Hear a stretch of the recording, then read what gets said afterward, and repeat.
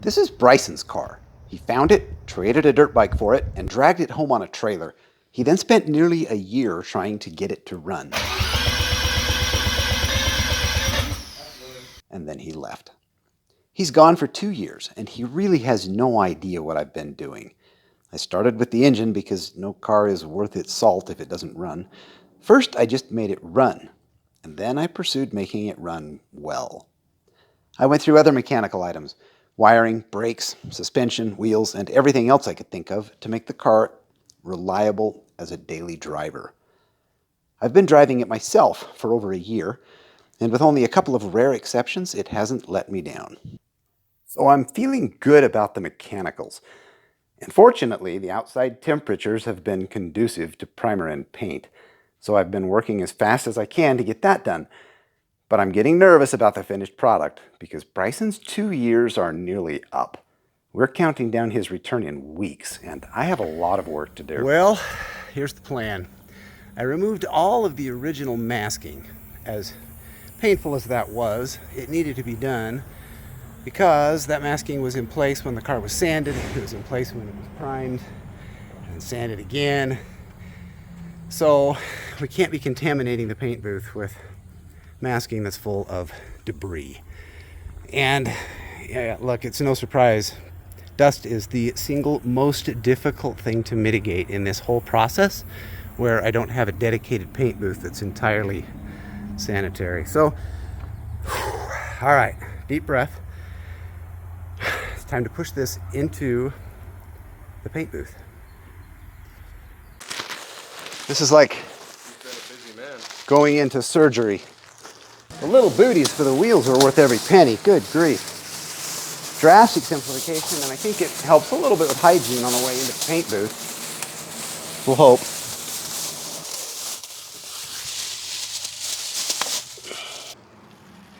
Say when. That's a quarter. Right there. Paint. Okay. You know what's funny? I intentionally didn't raise that all the way, thinking the less movement, the better. And then I come in here and jolt the whole thing like a friggin' idiot.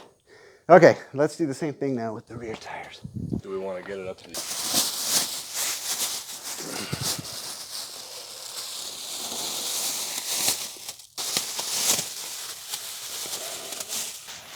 Yeah, it's one of these. Got to keep the dust down.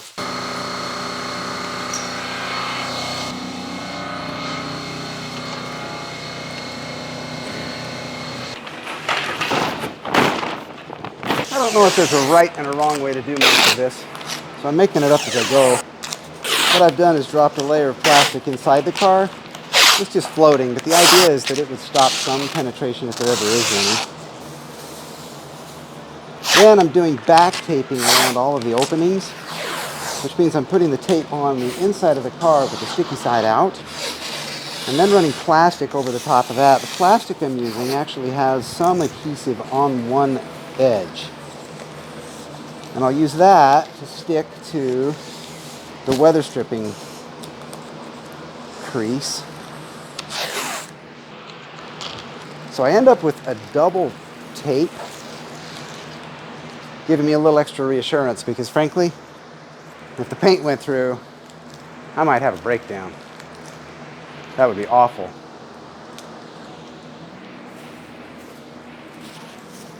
This is the second time that I've masked off some parts of the car, and it's the third time I've masked off some other parts of the car.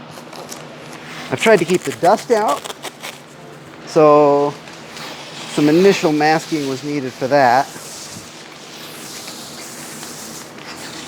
And then I wanted to do the primer, so to shoot the primer I needed some masking.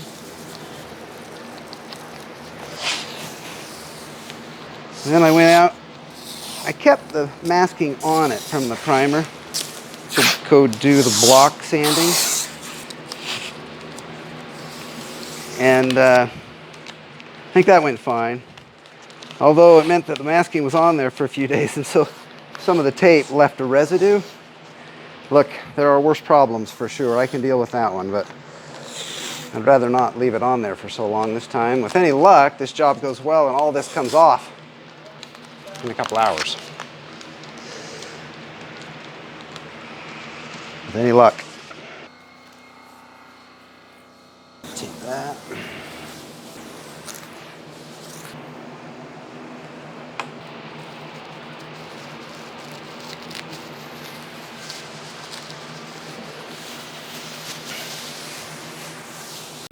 Yeah, I think we got it.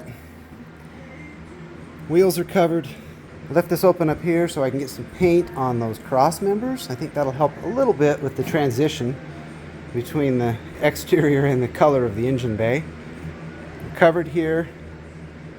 I'm going to paint the hinges up across the door jambs, over the top. All this gets hit. Windows covered. May need to tack that down just a little bit. Sunroof is all covered up, secured. Oh, we're not done.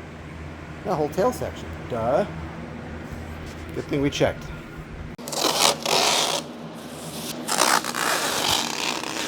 Okay, well, let's try that again. Now we got the back masked off.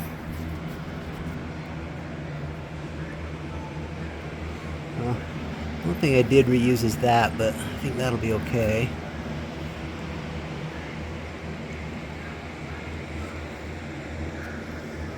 Gas cap.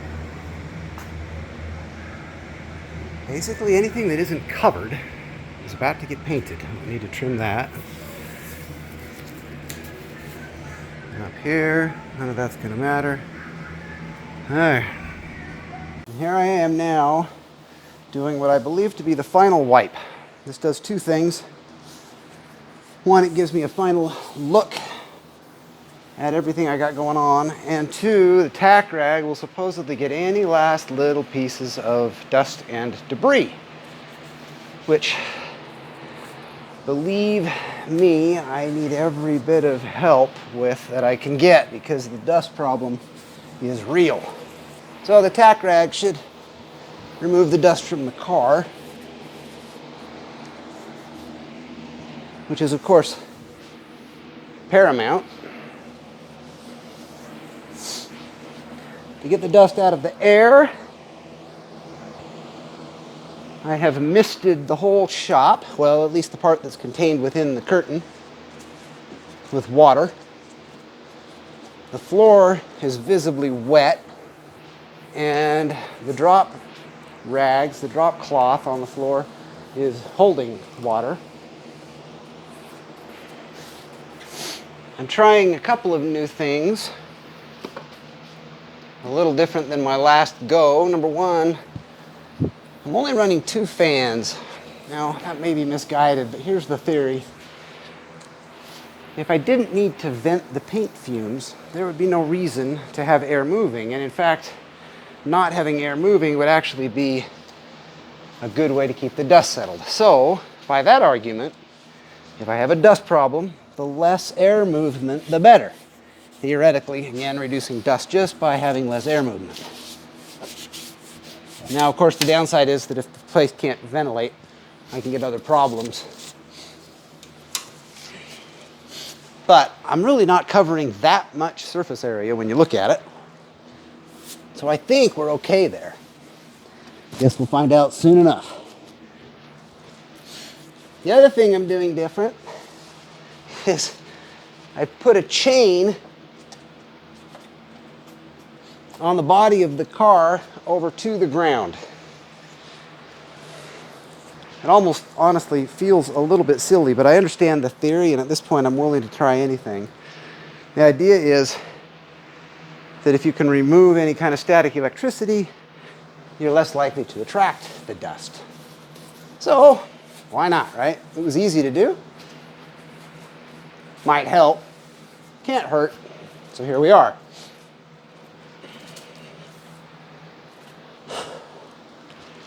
I don't know what else to say other than I think I've done everything I can do, and now it's all left to a higher power.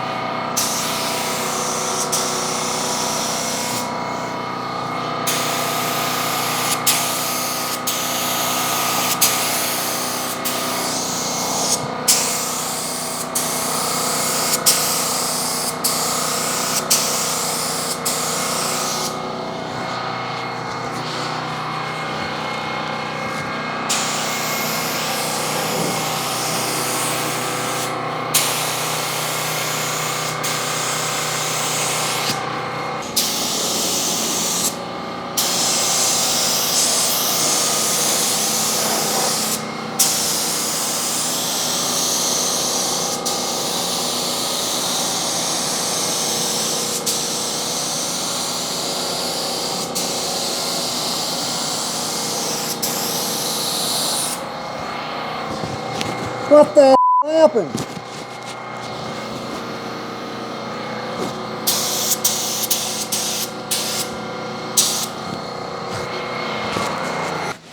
Well, shoot. I'm deliberating. That went on so nicely. Probably one of the nicest applications I've had. Clean, problem-free, except I made a stupid air hose error. I guess it happened behind me. I didn't witness it. I think I might have heard it. It's probably on camera. But the air hose thunked here. It's left a couple little imperfections in here, and gosh, they're so minor. Like the average Joe may never even notice it, but I notice it.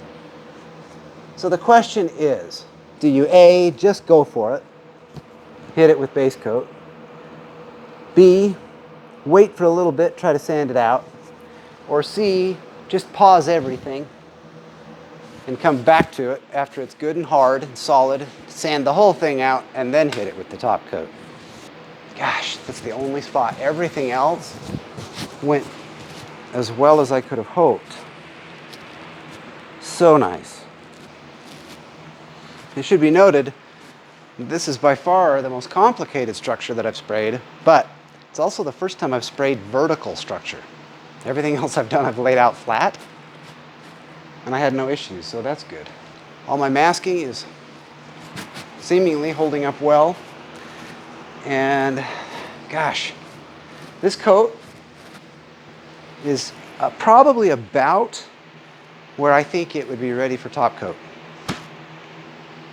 Just, right? I'll call it soft. I can touch it and it doesn't, my finger doesn't stick, but it's obvious that it's still a little bit tender. And it looks really good. Very, very few dust nibs, especially compared to what I've been dealing with in the last couple of sessions. I don't see any cotton balls. That's a first. So I really hate to stop, right? Things are going well. Let's go, let's go, let's go. And maybe you take that, recognizing that you'll have an imperfection here, but on the plus side, everything else seems to be flowing well. It seems like the environment is sterile. So take it while you can get it. The problem is dust nibs I can fix after clear coat. That I don't know if I can fix after clear coat. Gosh, it's minor. But it's there, and it's kind of crappy looking. Okay, here's another option.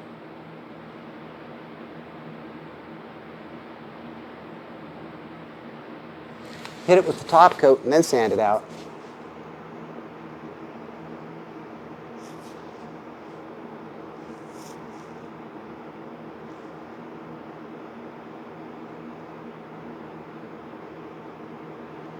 The reason to do that is there's a 7-day window between the top coat and the clear coat. There's really only about a 1-hour window between the sealer and the top coat, unless you want to go through and buff it all out again.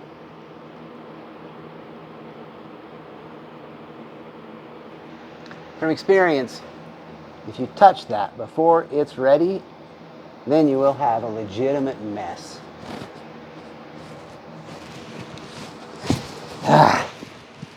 That's a bummer. Everything went so well, except for that one little spot. So well. Okay, here's the plan. I'm gonna hit it with top coat. We'll see what it does. We'll see what it covers. I don't think it's gonna fix it. I think it's gonna probably exaggerate it. But then the top coat can flash, sand it down, hit it once with the top coat, and then see after a couple hours if I can just hit it with some sandpaper. Yeah, I think that's the move. I think that's the move. Get the top coat on it and then fix it from there. Okay, decision made.